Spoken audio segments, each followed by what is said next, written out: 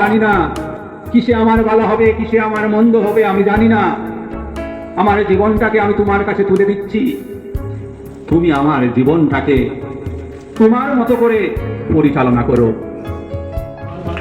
স্বামী ভাস্করানন্দজি মহারাজকে অন্তরের অন্তঃস্থল থেকে সশ্রদ্ধ প্রণাম ও অসংখ্য ধন্যবাদ।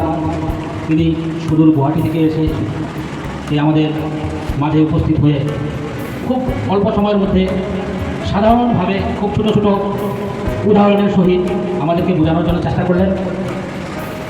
এতে আমরা অবশ্যই কিছু না কিছু উপকৃত হব, এতে সন্দেহ নেই।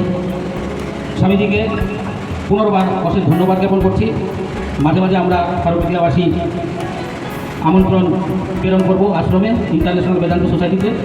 স্বামীজি যেন ওনার উদারতা থেকে ওনার গামছা দিয়ে সম্বর্ধনা জ্ঞাপন করবেন এই আশ্রমেরই সক্রিয় ভক্ত তাপস সাহা মহাশয়।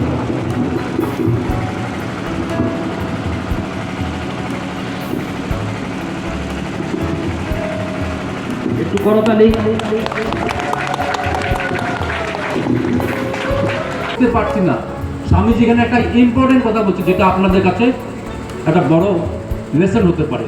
স্বামীজি বলছেন, মহারাজজি থোড়া ঘুরকে দেখিয়ে, কিন্তু মানে পিছনে দেখো, পিছনে দেখাও, দেখো আমরা কোন মঠ থেকে আসছি, ওই মঠ থেকে আসছি।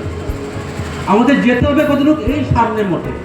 তোমার দুই পাও কিন্তু ওই মঠ থেকে এখানে অব্দি নিয়ে আসছে, দুই পা বাকিটুকু জায়গাও নিয়ে নিবে। বোঝা গেল?